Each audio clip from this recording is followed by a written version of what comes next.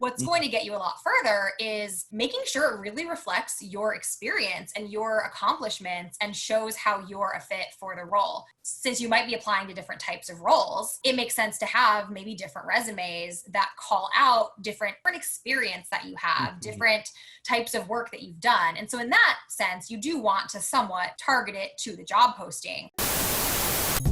Hi, I'm Gustavo, and I bring you today's topics related to human resources, career management, and business. Welcome to HR Talent and Insiders with me, Gustavo Servia. All right, so we have today with us Krystin Morgan. Welcome, Krystin, to HR Talent and Insiders. I appreciate you accepting the invitation to join me.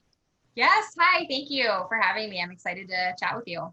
So Krystin is a recruiter. She is a technical recruiter with Redfin, which I've used in the past and actually had a very good experience, but that's not how I met you. I actually met you through LinkedIn, yes. Through the world of networking.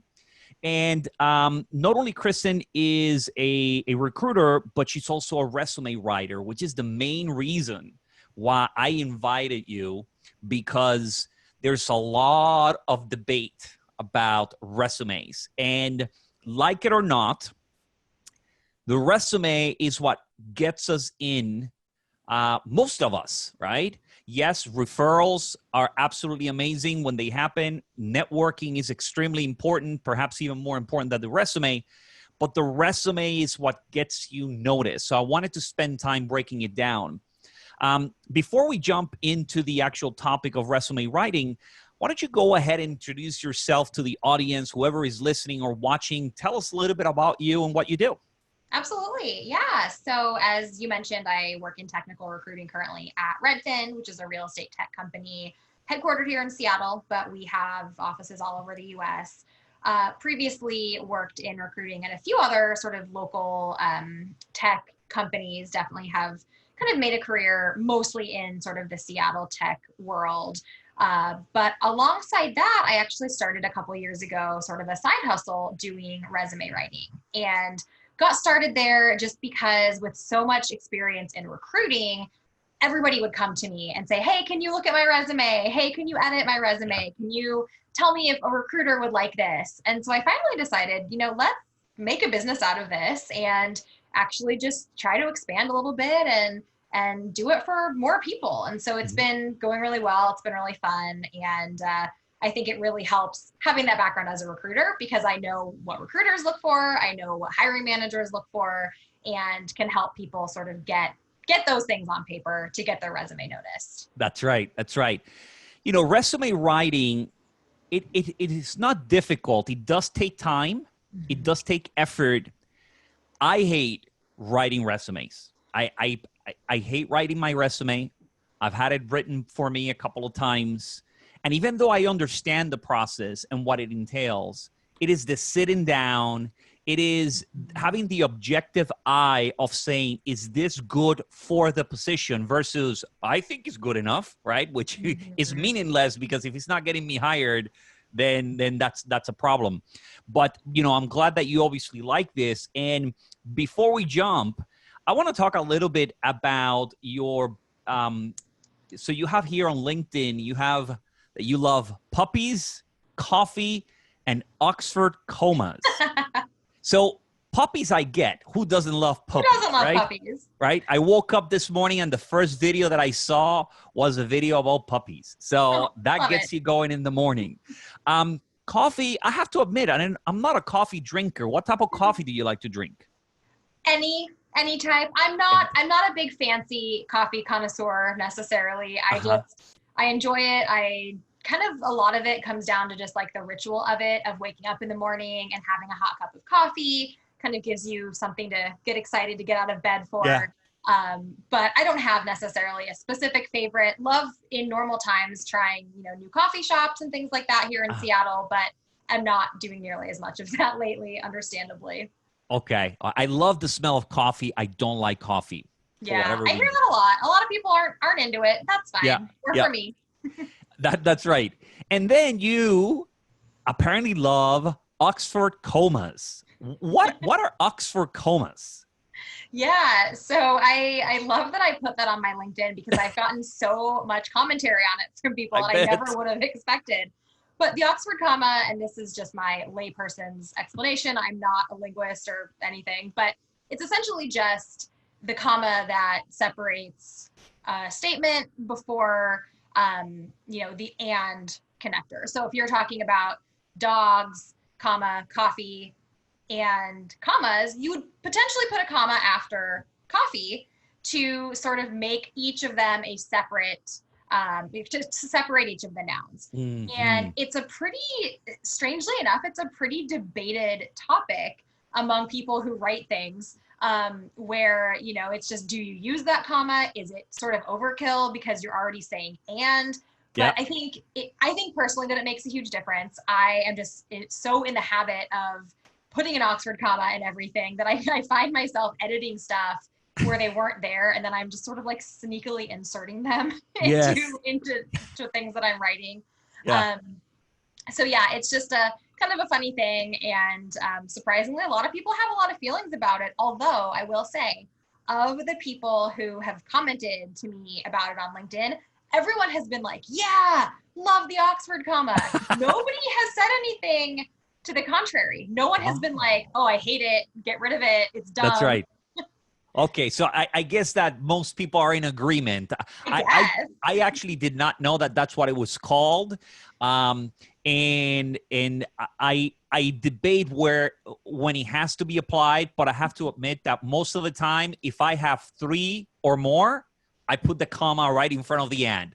If it's Yep. correct, then sometimes I use Grammarly, and Grammarly tells me, "Oh, you're missing," and I go, "Damn it."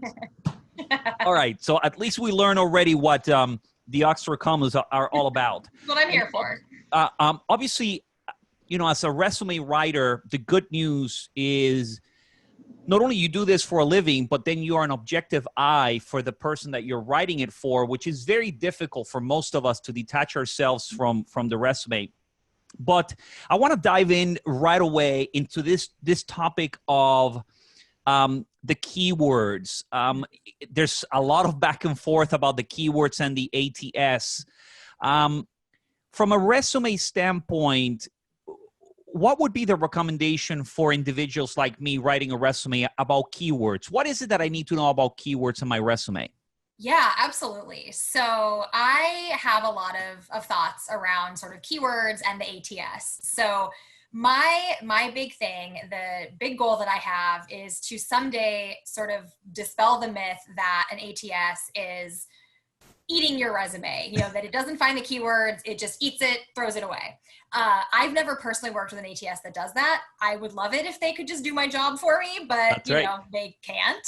And so I think that the keyword to beat the ATS idea is a little bit overdone. I think that keywords are certainly important to the extent that they represent your actual experience and your accomplishments. If you're applying for a role in HR, obviously you want your resume to show the experience that you have in HR. You want it to mention your maybe compensation and benefits experience for a role that is really heavy on those things. Mm-hmm. But using keywords just for the sake of keywords personally isn't going to get your resume over the finish line. I think that just trying to match the keywords in the job posting, because there generally isn't some sort of bot that's just doing that keyword matching, it won't really get you anywhere. What's going to get you a lot further is making sure it really reflects your experience and your accomplishments and shows how you're a fit for the role.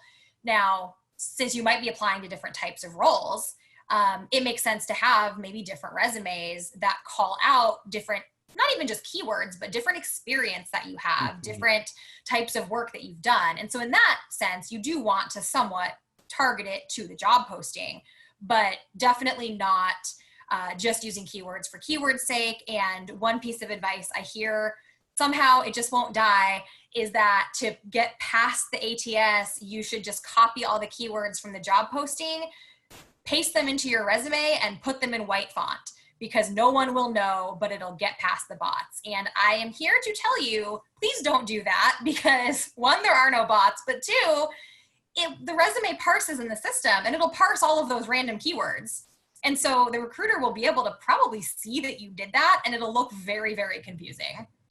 Wow, this is the first time I hear of this. I mean, the whole idea of putting keywords in white font to beat the ATS. I mean, at the end of the day, if the system is parsing your document, it's going to parse everything that is there. It may put it in the wrong place, but it's going to parse it. So it's going to, wow, that's a new one. Wow, that's interesting. Okay, so I understand the importance of a resume. And I understand that for most of us, the reality is that we're applying online or we are applying through a referral, but we're still submitting a resume. Yes. So I wanted to kind of break down the actual resume in the different sections to try to give people an idea of what's important. So I want to go ahead and start with, so obviously the top, your name, your phone number, don't forget it, and then your email address. And, I've heard also, put your LinkedIn profile link. Do you recommend that too? I do. Yeah. I don't think it's a big problem if you don't do it, but I certainly think it's helpful. A lot of times a recruiter or hiring manager will also want to look at your LinkedIn, especially if you're using LinkedIn really well. If you tend to make a lot of posts and sort of show yourself as an industry expert, I think it can only help you to have that link so that whoever's reviewing your resume can go and sort of see what you're doing on that platform. So after that top, with your name and personal information, most resumes today have like a headline and then a brief summary. What are you looking for in that summary and that headline? Yeah, absolutely. I think there are a few things. I think the headline itself sort of depends on what it is you're applying for. So if you are someone who is applying for the same type of job all of the time, you're an engineering leader and you're just applying for engineering leadership, your headline could just be something about, engineering leader. If you are maybe applying for different types of roles, you may change the headline up a little bit. If you're, for example, looking for either a recruiting coordinator or an HR coordinator position, you could change it depending on the job. You could just put, administrative coordinator. There's a few different ways you could play with that.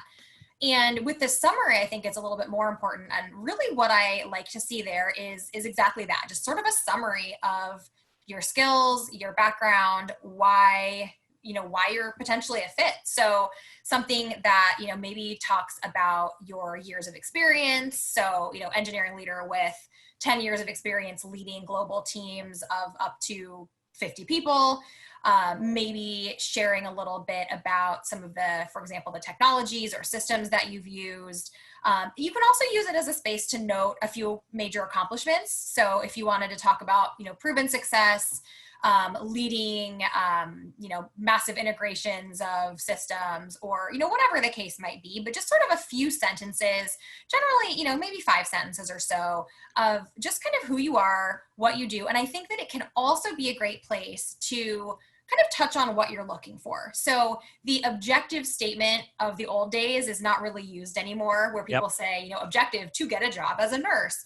But I think the summary, especially if you are making a career change of some sort, it can be really helpful to just add a line there that says targeting roles in human resources or something like that. So that in case there is a question, if you have a varied background, if you've maybe done a few different things in your career, it makes it really clear what you're going for.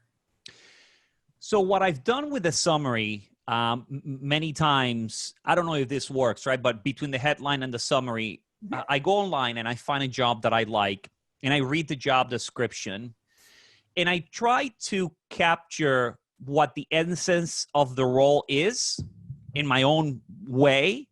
And then I use that as a guide to write my summary, right? So obviously years of experience, I will always put there because I want to make sure that right from the bat, the recruiter says, okay, this guy meets the years of experience.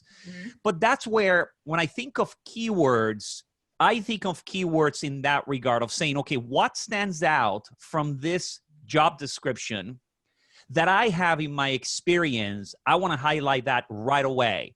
So, I don't know if like I love technology and I've been applying to a lot of jobs around technology. And so I tend to then highlight technology aspects Yeah. for the job that I've been applying. So if it's somebody with an HR background, 10 years of using technology, if it highlights the particular technology being used, I immediately put those. Is that then a smart way? Not that I want to toot my horn, but is that a smart way of doing it? Yeah, I think so. I think that's a great way to do it. I think especially as you are sort of tailoring your resume to different jobs, that's a really good place to sort of catch the recruiter's or hiring manager's eye right away. And especially, matching, like you said, matching to what the job posting is calling for. So if they're looking for 10 years of experience and you have that, put it there. If they're looking for specific technology or specific maybe experiences doing a particular type of project or type of work, absolutely the summary is a great place to put that to kind of initially catch their eye and keep them reading through the rest of the resume. Got it. Okay. So after that, now I'm learning that there's a bit of a debate with what I used to call the second section of the core competencies of areas of expertise, where it now the argument is it's a waste of real estate because recruiters skip to it. Number one, the areas of expertise that you're putting are self-assessed. So of course you're going to think you're an expert. So, and you have no evidence of it anywhere in the resume. So how do I assess those? So the recommendation is don't put the core competencies or areas of expertise, and if anything, incorporate them as part of your employment history through the accomplishments. What is your take? I agree with that. I think in almost every case, I think the one place I would say maybe is different is engineering. You probably work with a ton of different technologies, and it doesn't make sense to detail out exactly how you used all of them in the body of your resume. So if you're an engineer and you want to write out all the different coding languages and frameworks and databases and tools that you've used, that's fine. I still wouldn't say it's the most important part of your resume, and I'd actually probably move it more to the bottom. But I think that it's fine. But for most of us, those core competencies or areas of expertise probably tend toward more soft skills or things that aren't really even like a system that we can point to having used. So saying like, I am excellent at public speaking. Well, okay, how is that measured? Who That's said right. that I'm excellent at Yeah, that? my mom. How can I prove it? Exactly. My dog even, That's it's like, right. Yeah. there's no proof, and it's completely self-assessed. And especially when it comes to soft skills, I see things a lot like expert at communication or empathy or teamwork. And those are extremely important things, but it's one of those sort of show, don't tell, because if you just put on your resume, I'm a great team player, like, okay, well, Yeah. I have nothing to base that on. So that's something you would want to convey more when you're actually interviewing, or through examples of accomplishments in your resume, where you can talk about how you've led a team or been on a cross-functional team or whatever. But I would generally agree, not a great use of space on your resume, and I would much rather see it sort of baked into the bullets below of how they've demonstrated those things and what they've actually done. Yeah, as you're articulating this, I'm thinking it's hard outside of, led a team or working in a cross-functional team. It's going to be hard to showcase soft skills in the accomplishments, right? Because I always think of the what and the how. The what is what I accomplished, right? And usually there's numbers around it or implemented X, Y, and Z. But the how, it's hard to capture, right? So it's going to be weird to write rolled out a new system through empathy and collaboration.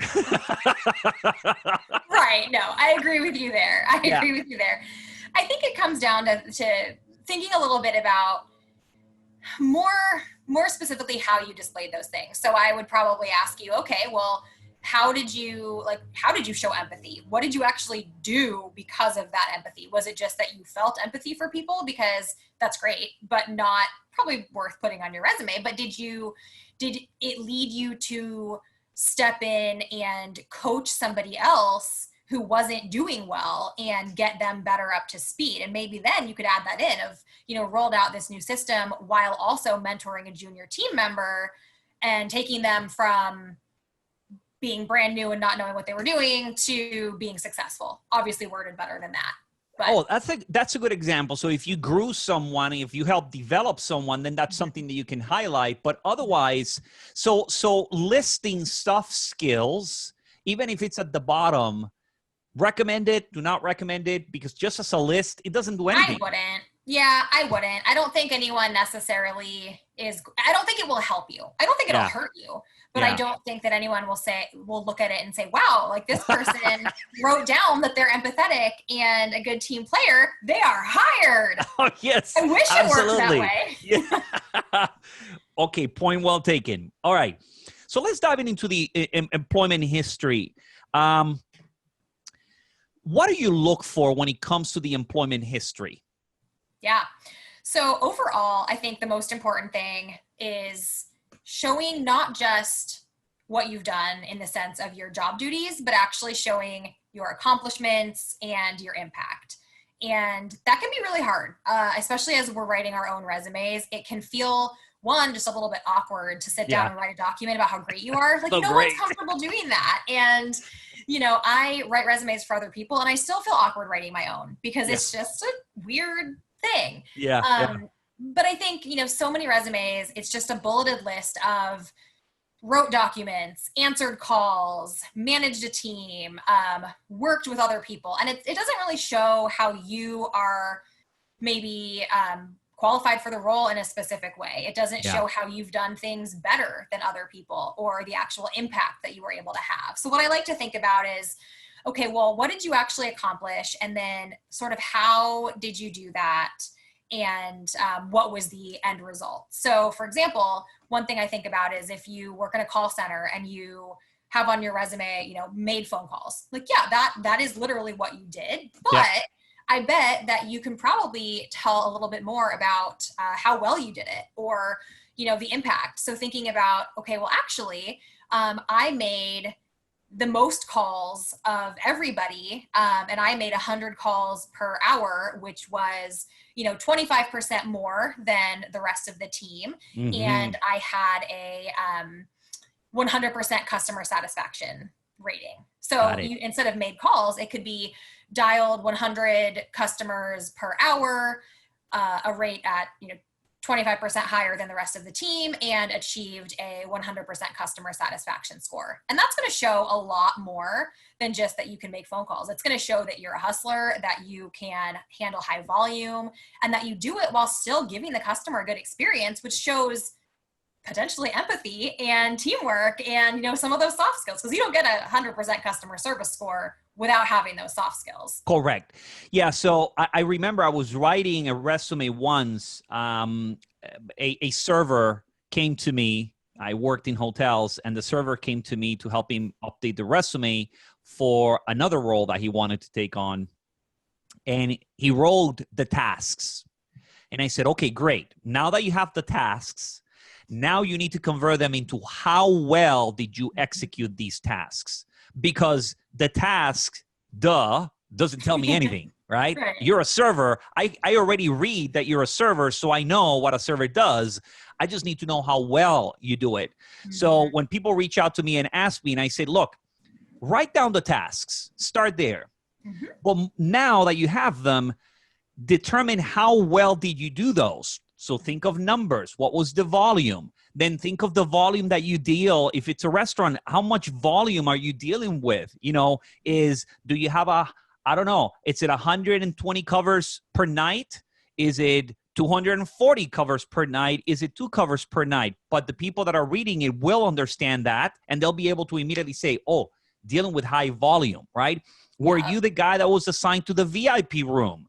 And put that you were assigned to the VIP room, because now I know, okay, VIP, 240 covers per night restaurant. Oh, this guy knows how to deal with volume. The challenge that I see, and I'm wondering if this is what you're seeing out there, is that people have a hard time, I guess, quantifying their tasks, right? Because they're not thinking in terms of accomplishments. They're thinking of well, here's what I did, and I should get that job because I already did it, versus to what level you've done it. What do you tell people when you encounter the same thing, which I'm sure you do when you're writing resumes? Yeah, I think one thing is good to remember, which is absolutely like you know that you did the job. You know that you are qualified for what you're applying. You believe that you're qualified for what you're applying for based on what you know so far about the job. And that's totally fine, but you have to think about it as a total stranger who does not know you and did not know you when you worked at your past job. You have to give them the information to see that you're qualified. And just telling them I did X, Y, and Z, so did everybody else probably who's applying. And so what you really need to do is give them that additional context that they're not going to have, because they don't know you. They don't know what your skill set looks like. And so it's really about giving them that additional context to really set yourself apart. And it is hard if you're not a person who's kind of tracking those numbers over time, or something like that. And I think there's a few ways to get around that. I mean, one is just, I recommend people sort of think about that as they go about their career, just every, I don't know, few months, every year, kind of sit down and think about the past accomplishments, think about the volume of things that you've done, and just sort of keep those in notes somewhere. If you're updating your own resume, just update your own resume regularly and have that info. Other times, you might be able to go back and, for example, I'm a recruiter, so I could go back and pull stats on how many phone screens I've done or how many roles I've filled. Do I have that in my head at all times? Absolutely not, but I could get it. Some cases it is a little bit harder. If you're a server or you used to be a server, you probably don't have a record of exactly how many customers you had on a regular basis, but you can generally estimate, and you can put on your resume, like, served approximately 140 clients per evening or whatever it is. Correct. Your resume is not a legal document. As long as you're not lying, you can say it was approximately or estimated. Correct. To give that information. And I think for some jobs, it's just hard because it doesn't easily lend itself to those metrics. So if you're an administrative assistant, you're not selling something, you're not bringing in money, you're not necessarily making X amount of calls or serving X amount of customers. But what I kind of tell people is, okay, well, in what way have you done this job better than maybe somebody else could? And oftentimes people have an answer of like, oh, well, I, managed my boss's calendar and there was never an error, or like I managed 7 people's calendars and did it all with 100% accuracy. And you kind of start digging into it, and there actually are some metrics there. How many people you supported, how many requests you took, how quickly you were able to respond to things. And so those are all things to think about, even if it's not a super easy kind of, I was measured by these KPIs, you can still think about ways that you could really prove your accomplishments. Yeah, I tend to think in terms not only of numbers, but tell me the level of difficulty or complexity, the level of demands, what was the environment. Think of all those elements that may help elevate that task into not only an accomplishment, but give a mental picture to the recruiter of what that possibly can look like.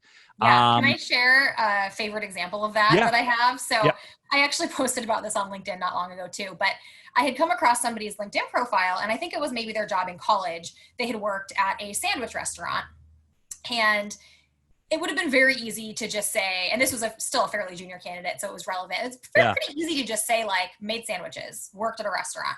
Yeah. But they took it a step further, and it was something like, built 400 sandwiches per day at the highest volume store in the US, and worked collaboratively with a team of 7 others to do so. And it's like that right there. Love it. Shows so much. And it's really, I mean, it's not rocket science. It's, you're making sandwiches. It could have, the job is what the job is, but you're showing that you were able to work with that high volume and, presumably accurately, that it was a super high volume location and that you succeeded, and that you worked with a team, like a pretty big team, and you were able to collaborate and have that teamwork. And it also shows that you since you're mentioning it, you think teamwork is important, and that you can really thrive in that environment. And I think it's just such a simple example that really shows like, it doesn't matter what your job is, you've done something important and you've accomplished something, and you just may have to think about it a little bit, but there's definitely something that, can really set you apart. It's interesting because as you were describing that, I immediately start creating a picture of the candidate. And I'm sure that this is true for any recruiter, where all you have is a name, right? Unless you've seen the person on LinkedIn, you don't see them. And then how well they describe themselves and the story they say in relation to the job that you're trying to fill, you start creating this picture. It may be the erroneous picture, it may not really apply to the individual, but because you don't have anything else to go with, right, you want to create a mental picture for that recruiter to say, I got to meet this gal. I got to call her because look at what this person has done. Now, could have been the worst person of that store, but you don't know that up to that level. Exactly. You'll find out through the interview process, which is another step to overcome. But from a resume standpoint, is about telling the story and describing a mental picture for the reader. Always for the reader, not for you, right? It's like I always tell people, listen, I don't go to my mom to ask for advice because she's going to look at it and she's going to go, oh, you're wonderful. Well, if I need brutal honesty, I need to go to other people that are going to give me brutal honesty. Exactly. Is there anything else regarding the employment history that you look for? I think a lot of it is the impact and the accomplishments. I think also just that's another place to really pay attention to what the job posting is asking for. So if the job posting is looking for someone who has managed people, you should make sure that it's clear that you managed X amount of people. Or if they are looking for experience with a particular software, if you're applying to a role that's like, we need advanced Excel skills, you need to have done pivot tables and macros and all these things, make sure you somehow fit that in there as far as, managed sales data of whatever in spreadsheets with, pivot tables and advanced macros or however, whatever you might say, but make sure that those things are kind of in there if you've done them, obviously. Don't make anything up, but what you have done, make sure that it is showing up in your resume. And I think the other thing is some of the things that you may put in your resume because you think that they are a good accomplishment, but you don't really want to do that work anymore, you might want to think about it. So something I sometimes run into is people are like, I have a ton of experience doing, back-end coding, but I really don't want to do it anymore. I really want to move into a position as a front-end web designer. I don't know, this hasn't really happened, I'm making this up, but, and so it's like you want to maybe frame your resume in such a way to call out what you've done on the front end versus all of your back-end experience. And it's not to say you can't include any of it, but maybe don't include a ton of accomplishments that are solely around work you don't want to do anymore, because the hiring manager or the recruiter will see that and go, wow, this person's a really great back-end developer, but we need someone who has experience on the front end. There you go. Then, it's just not going to end well.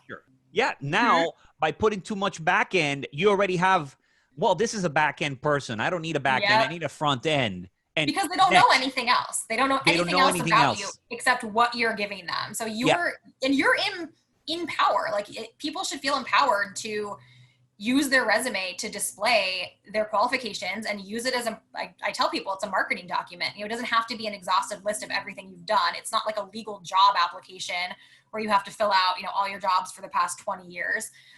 You should use it to really sell what you're capable of in the job you're trying to get. Yeah, absolutely agree. Makes sense. I think the last thing that I want to talk about employment history, and this is a preference. I don't know how prevalent it is out there. So typically on my resume, so I have the company, and below the company, I have a brief description of what that company is all about. Usually around scope, or what I call scope, how many employees, if it's multiple states, like in my case, I was looking for jobs that were across multiple states.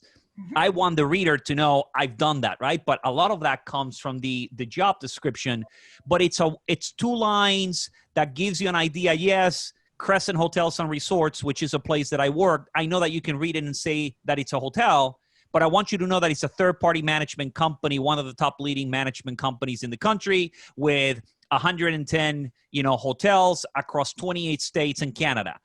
Boom, it gives you an idea of what I'm dealing with. What are your thoughts on that? I think That is a great thing to do if it helps further your candidacy. So I think it's wasted space if you work for Apple or Microsoft or Amazon. Everybody knows who those companies are. Got But it. I think if exactly like what you're talking about, if there's context that would better show how you're a good fit, that show, the scope of your work or something like that, I think that can make a huge difference. I think that it can also help if you've worked for kind of, maybe relatively unknown companies, but you want to kind of explain what they are. I did a resume for someone a while back who had been pretty high up. I think he was technically the maybe CTO or co-founder of a very small startup that basically became something else eventually, but it was kind of like, let's make it clear what this was when you worked there and exactly what the scope was so that people have that context when they look at your resume. I think, it can definitely help. I think that it probably depends on the scope. It depends on if it actually adds something, but I definitely think it's worth considering for sure. So on that same note, right? So if I put the name of the company and then I put my title, is it worth putting a summary of my job, right? Or should I just jump into the accomplishments? I would say it would be helpful to have maybe somewhat of a quick summary, just depending on what kind of work you've been doing. So sometimes it's really obvious from the accomplishments. If you are a marketing person and your accomplishments are around, maybe social media marketing, that you increase the reach by 500%, it's going to be kind of obvious when you write, through social media marketing strategy, like increased company's audience by 500%. Like it's pretty obvious you were doing social media marketing. But in other cases, if you're maybe HR and you're an HR manager or HR business partner and you have a bunch of different things that you're responsible for, it might warrant a line of, managed all HR aspects of company, including, benefits, employee relations, leave and whatever, paid leave, that kind of stuff. And then you can kind of go into some of the accomplishments, but just to give that context to the scope of your work, to what your main focus was, can definitely be helpful. All right. So jumping into education, I think it's pretty straightforward. But let's dive into specifically GPA. Should I put the GPA or not? Are you a recent graduate from the past 2 years? No, I graduated in 1990. Then no, you should not. Right. Okay. If my rule is kind of, if you're a recent grad from whatever, I mean, if it's your bachelor's, a master's, associates, whatever degree, if you graduated within the past couple of years and your GPA is 3.5 or higher, sure, go ahead and put it on there. But after a few years, it doesn't really matter. It doesn't make a difference. Most employers are not going to use that as a factor. And if they are, I'm concerned about them. And and granted, this is in, most industries. There might be some, I will admit I'm not overly familiar with, hiring for, say, the medical industry. Maybe for doctors, they want to know your med school grades. I don't know. But in sort of the corporate world, no. It's interesting. I worked for a company where the CEO he even requested transcripts. Now, I found it fascinating because the work that we were doing was not specialized, but he did think that high grades equate performance, which Google has completely debunked. That GPA has nothing to do with performance in the job, so it's not a predictor. And I was puzzled. He would call me and say, "Can you get the transcripts?" I worked somewhere actually too where this was years ago, but the owner of the company wanted to see transcripts during the interview process. And I was only 2 years outside of college at that point. So okay, fine. Yeah. But my college transcripts, and I assume this is typical, included my SAT scores. And for whatever reason, this person who I ended up working for was just so obsessed with my SAT scores. I mean, they weren't even that good, but they were good on verbal and the verbal and written part. And so every time I would write an email, he was like, "Oh, it's those SAT scores." And I was just like, "Oh my gosh, that was from high school." It has no bearing on anything that I am doing as a recruiter right now, but okay. Well, I thought it was very interesting. Well, to me, that explains the biases that we all have. And, yes. People are offended many times by hearing the word bias. I'm not biased. Yes, you are. Everyone's Call it biased. preferences if you want. There's preferences that you gravitate towards. I gravitate toward Pepsi versus Coke. I gravitate towards chocolate versus vanilla. That's a preference. Yeah. And when I look at a resume, I have certain pet peeves or preferences that I look.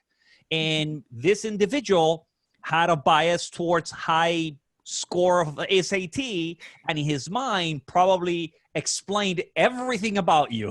Yeah, probably. Especially my math scores, which are not good. So that's all you need to know. I can't do math. That's why I'm a recruiter. That's why I'm here. Well, listen, I'm glad that the SATs are not, the scores have not been a point of discussion in my career, because frankly, there's still time. No, listen, I slept on my SAT. So, yep. That tells you a little bit about my SAT scores. Love it. Love it. Obviously, in terms of dates, so GPA, no. If you're a recent graduate, yes. Otherwise, don't. What about graduation date? Yeah, so I don't think this is the biggest issue in a lot of cases. I think it's generally fine if you want to put a graduation date. I think you should absolutely do it if you're a newer grad, to show that you are a new grad, that you maybe have less work experience because you just finished school, or if you just accomplished something, if you just finished a master's or a PhD or whatever, and you want to note that that's a recent degree, by all means. I think where I would advise people to leave it off is at a certain point when you've been out of school for a long time, it doesn't really do anything to help you. Yeah. And it can actually lead to bias. So someone who is maybe unfortunately biased against age would see, oh, you graduated from college in 1970. I don't know. And so I generally tell people to take it off at that point. I think I actually just recently took it off of my resume, and I graduated in 2007, and I was like, I need to get that off of there. It's, no one cares. I think it's still worth including that you have the degree, but I don't think that the dates necessarily are necessary after a certain point. I don't know. There's not a hard limit to when that point is, but I think, once you're a good 10 years or so into your career, like, you don't really need it. What was your emotional reaction when you had to remove the date from your resume? Well, I started thinking about how, the law says that age discrimination is 40 and over, and I'm only 5 years from that. And I was like, what is happening? Yeah. Like, how am I already almost 40? What is going on? I feel like I just finished college. Feels like yesterday. I know. Listen, I'm 48, so I've been, I assume that I'm much older than you are.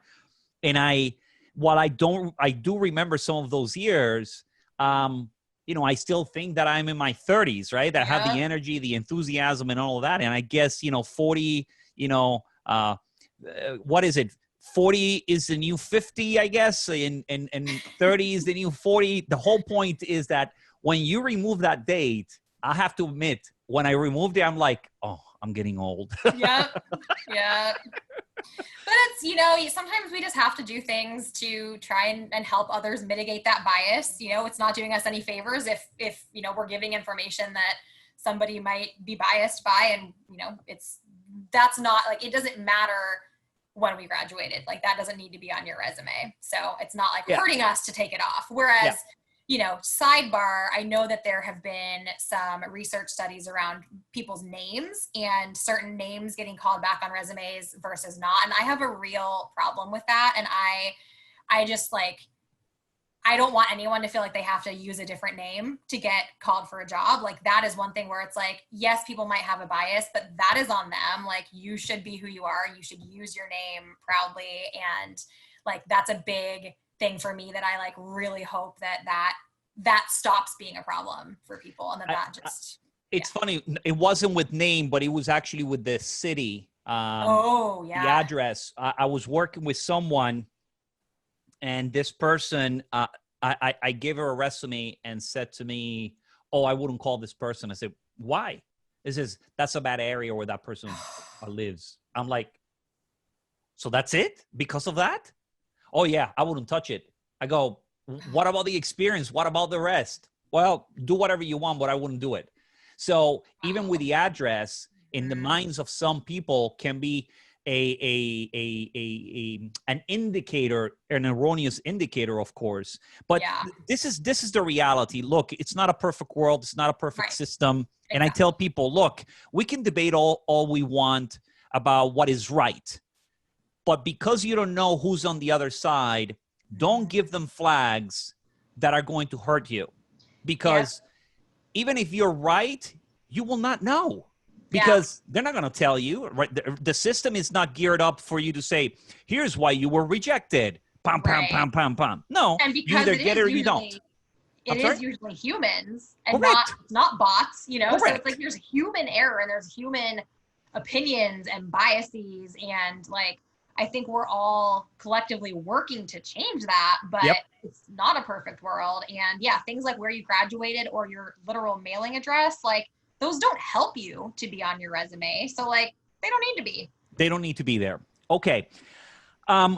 Skills. So we talked already about soft skills, but I guess it will be hard skills, software applications. How do you usually place those in the resume? Yeah, I would say if you're going to include them kind of, you know, at the end, or depending on your resume format too. I mean, sometimes people have like a sidebar and they'll put them over there, which is fine, like a side column. But I think that's fine. And I think, you know, again, it makes sense if it's actual hard skills, actual systems that you've used. What I generally like is just list them.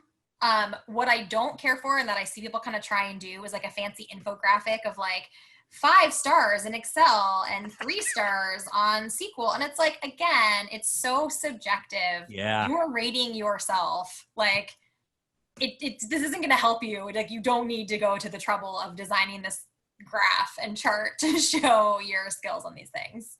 Yeah, I remember I was using an online system to create mine a few years back when the whole grading scale thing, and I said, oh, that looks cool, and I put it, and then I go, don't like it. You know, what am I going to rate myself? A 3, right? A 3.5, and I took it out. Once I realized that, I said, there's no point in doing it.